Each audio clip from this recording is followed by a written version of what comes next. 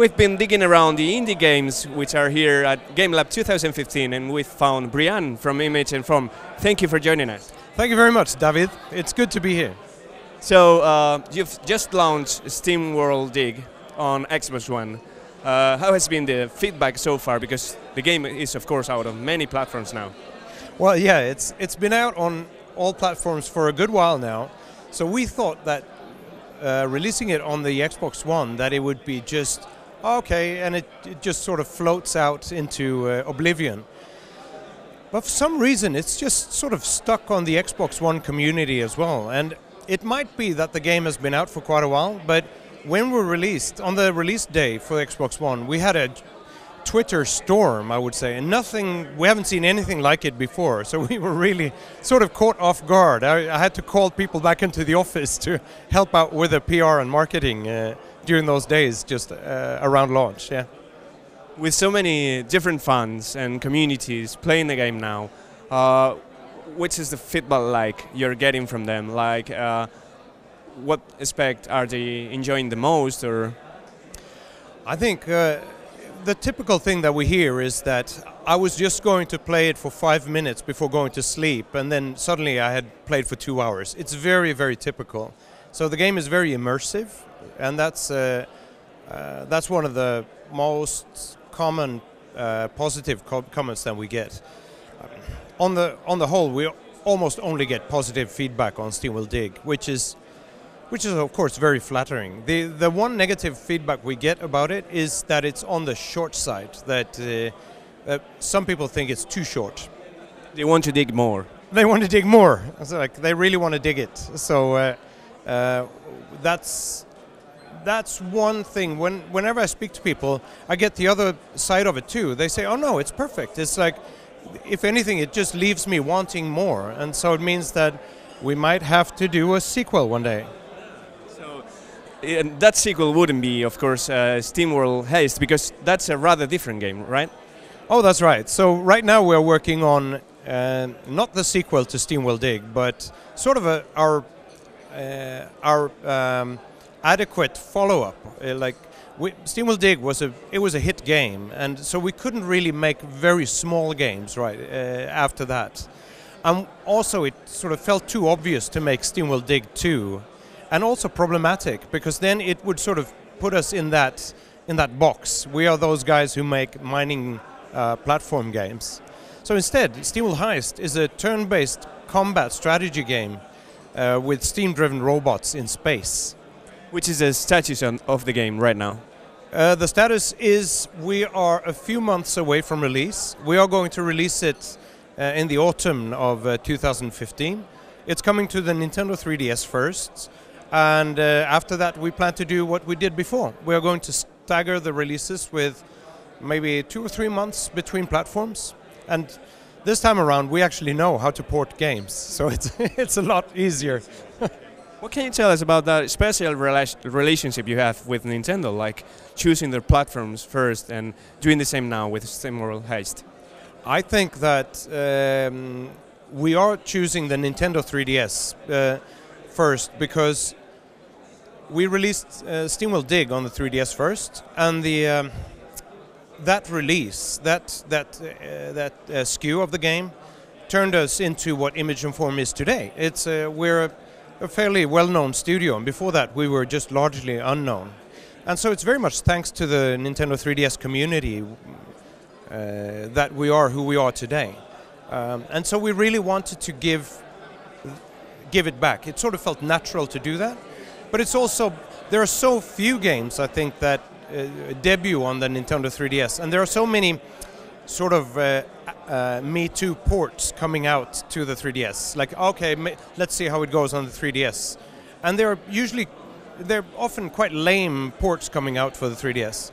I think it's a fabulous, and it's a very unique game platform. So I hope just more people try playing on the 3DS. We built SteamWorld Heist for the 3DS from the ground up, so it's going to be pretty awesome, I think. What about the Nintendo support themselves? They just announced the new Indies at Home initiative. Do you think their support has changed over the last few years?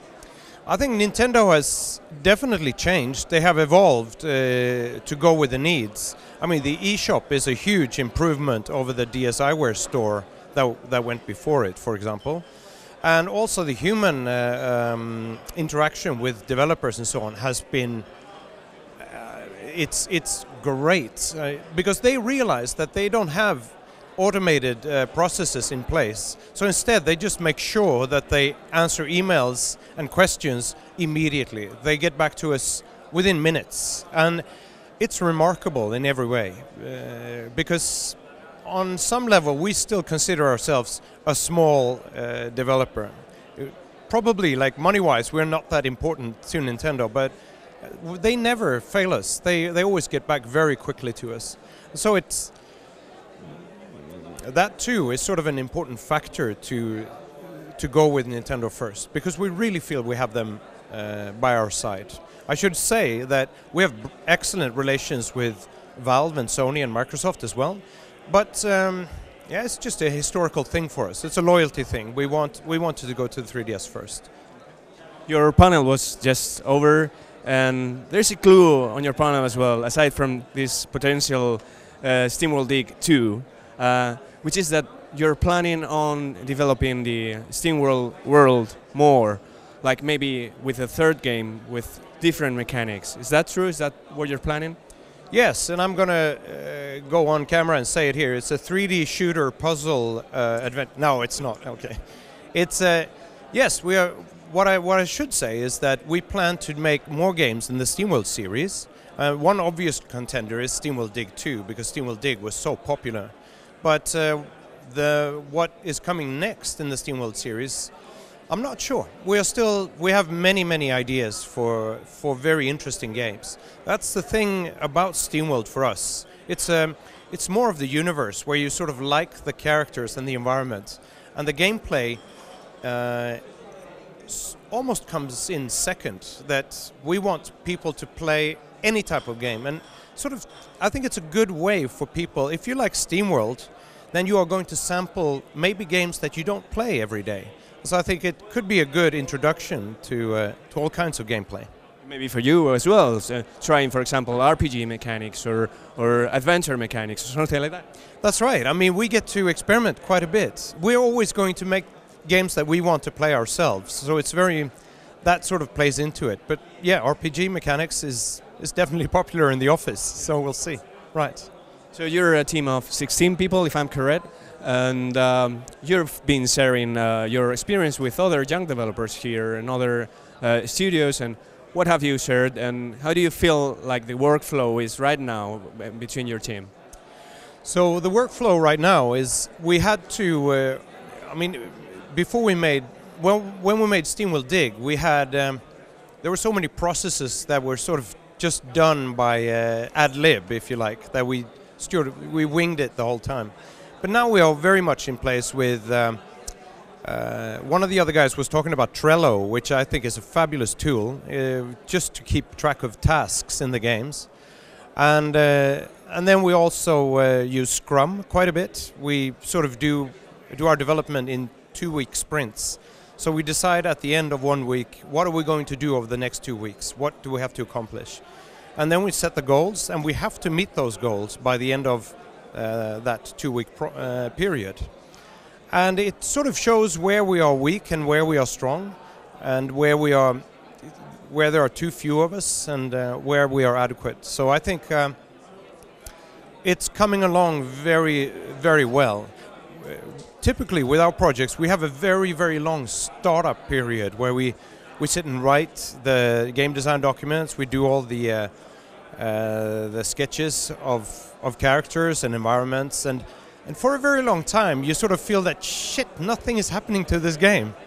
And I beg the guys and girls to give me something that I can bring when I go out and do stuff like this. But yeah, we're a machine like that. It's sort of at the very end of that sort of what do you call it, conveyor belt comes usually a marvelous game, but you can't drive it until it's at the end of the right. So that's internally. What about externally?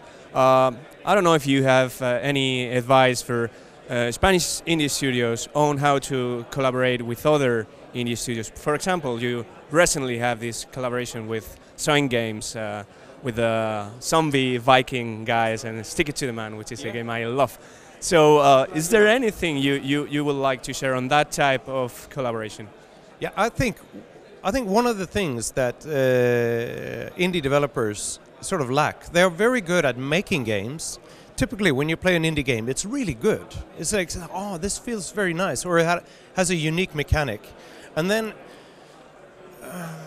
when the game is finished, it's like, I don't care about selling it. It's something that I really hear quite a lot, and I think it's sort of a waste to think that way, because if you can maximize the profits from a game, that means that you can sort of concentrate very much harder on the next game. You can make even more beautiful things afterwards. It's sort of, among indie studios, it's almost like it's ugly to make money from your games. And yeah, maybe I think the concept of that, like to sell out or to become AAA studio, maybe it's not appealing, but it's very nice to have cash, so you can sort of concentrate very hard on your next game. And my advice to every indie studio that is finding it hard to sell games, it's typically a lack of contacts and experience doing PR and marketing. My advice is that you should really just meet. You should hang out together, you should play each other's games, you should try them, you should critique each other, and just make sure that the games are as good as they can be. But even more importantly, you should team up to sort of help each other out, to go on trips to, say for example, Gamescom or GDC or E3, and maybe send one person from each studio.